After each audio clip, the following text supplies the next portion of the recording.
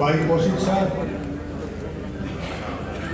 भाई पूनिया जी और मंच पर बैठे तमाम दूसरे मेरे साथ भाइयों और बुजुर्गों, आज आप तमाम साथी विशेष करके इस हालात में कि आज प्रदेश का राजनीतिक माहौल बिल्कुल शून्य है। आज ये कोई समझ नहीं पा रहा कि काम किससे करवाएं, कैसे करवाएं और बच्चों का भविष्य कैसे सुरक्षित किया जाए, किस प्रकार से लड़ाई लड़के आगे निकला जाए। कोई रास्ता किसी को सूझ नहीं गया। मेरे पत्रकार बंधु साथी बैठे हैं, सारे के सारे जो इस समाज को दिशा देने का काम करते हैं, जो इस समाज की बात को उठाने का काम करते हैं। मैं इन भाइयों का भी दिल की गहराइयों से हार्दिक स्वागत और अभिनंदन करता हूँ। भाइयों और बुजुर्गों, आज विशेष बात है जो कहने की। मैं जो कहना चाहता हूँ कि भाई पूनिया साहब कह रहे थे कि भाई वो राजनीतिक मंच को नहीं, बात तो इनकी ठीक है, परंतु बगैर राजनीतिक मंच के भी गाड़ी कौन चले। आज आप एक बात मन में बना के चलो कि चौधरी वीरेंद्र सिंह आज से नहीं, बहुत लंबे टाइम से लड़ाई लड़ रहे थे कि भी मेरे हाथ में अगर एक बार बागडोर आ जाए तो मैं इस समाज के लिए बहुत कुछ करना चाहता हूँ, छत्तीस बिरादरी के लिए। वो ताकत कैसे मिले, वो ताकत मिल नहीं पाई। भरपूर कोशिश कर ली, कोई ना कोई रास्ता इस प्रकार से बंद होता चला गया। अभी पीछे 2 साल पहले की बात होगी, जब 1 साल पहले जब आंदोलन चल रहा था किसानों का, मैं रास्ते में था, मैंने चौधरी साहब को फोन किया कि चौधरी साहब, सारा हरियाणा प्रदेश का नहीं पूरे देश का किसान सड़कों पर बैठे हैं और आपकी सबसे ज्यादा जिम्मेवारी बनती है। चौधरी छोटूराम जी की विरासत को आपने संभाल रखा है और चौधरी छोटूराम जी वो शख्सियत थे जिन्होंने इस देश में, इस प्रदेश में एमएसपी का जो नाम था वो चौधरी छोटूराम जी की देन थी। चौधरी छोटूराम जी ने किसान के लिए, गरीब के लिए, मजदूर के लिए जितना काम किया, आज आपका नैतिक फर्ज बनता है कि आप उसको आप संभाल के रखो। इन्होंने कहा कि दलाल साहब दिल्ली आ जाओ, बैठ के बात करेंगे। आज पहला सुनने वाली बात यह है भाइयों और बुजुर्गों कि भारतीय जनता पार्टी के अंदर पहली शख्सियत है जिन्होंने बीजेपी के अंदर रहते हुए किसानों का पक्ष लिया। किसानों के लिए हमने हर जिला हेडक्वार्टर के ऊपर धरने लगाए, किसानों की बात को उठाया, गरीब और मजदूर की बात को उठाया। चौधरी वीरेंद्र सिंह ने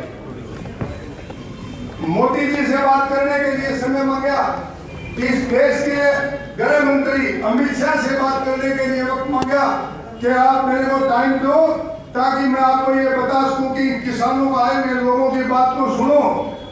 बगैर किसी की बात के सुने हुए कोई समाधान निकल नहीं सकता। इन्होंने भरपूर कोशिश करी। आपने देखा होगा कि पूरे देश में अगर भारतीय जनता पार्टी का कोई सबसे बड़ी इंसानी तो शख्सियत थी तो चौधरी वीरेंद्र सिंह थी।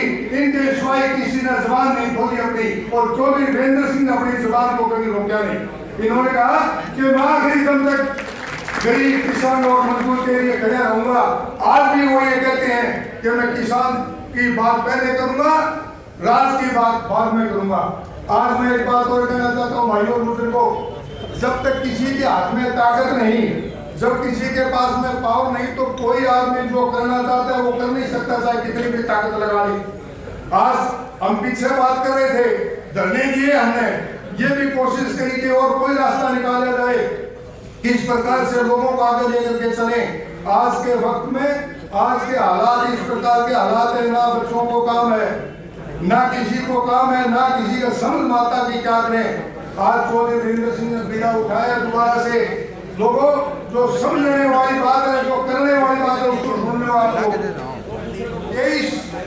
23 मार्च को जींद के अंदर, ये तमाम पत्रकार साथी बैठे हैं, 23 मार्च को जींद के अंदर 1 लाख लोगों की अगर भीड़ आप लोग लेकर के चले जाओगे तो कोई ताकत नहीं है। इतना तो भारतीय जनता पार्टी में कोई ताकत बचेगी और ना कांग्रेस में कोई ताकत बचेगी। जो चौधरी वीरेंद्र सिंह करना चाहता है किसान, मजदूर और गरीब के लिए, वो डंडे की चोट पर आप लोगों के लिए करके देगा।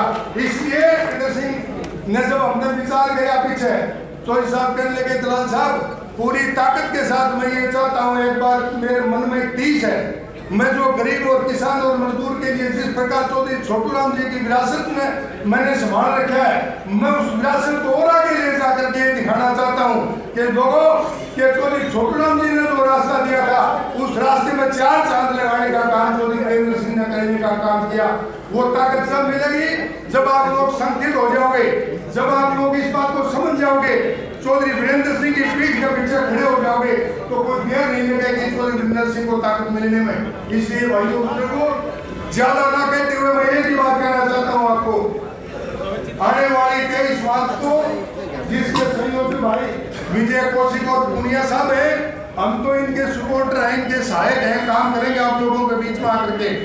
अगर आप लोगों ने समझदारी का काम परिचय दिया और आप लोगों ने जाकर के चीन में जबरदस्त भीड़ पैदा कर दी, तो जो चौधरी वीरेंद्र सिंह आप लोगों के लिए करना चाहते हैं उसको करने में कोई ताकत रोक नहीं सकती। लोग वही करना पड़ेगा जो चौधरी वीरेंद्र सिंह चाहते हैं। इसलिए ज्यादा ना कहते हुए मैं मेरे तमाम भाइयों से, मेरी बहन और बेटियां, तमाम साथी आए हुए हो, विशेष करके गुजारिश और अपील करता हूँ कि 23 मार्च का जो बहुत बड़ा फंक्शन, जो बहुत बड़ा आयोजन चौधरी वीरेंद्र सिंह करना चाहते हैं, आप लोगों के लिए, किसान और कमेले के लिए, युवाओं के लिए, उसके लिए भाइयों और बुजुर्गों ताकत बन जाओ और एक ऐसी ताकत बन जाओ कि जाकर के चीन में ये दिखा दो कि पूरा का पूरा हरियाणा प्रदेश चौधरी वीरेंद्र सिंह की पीठ के पीछे खड़ा है।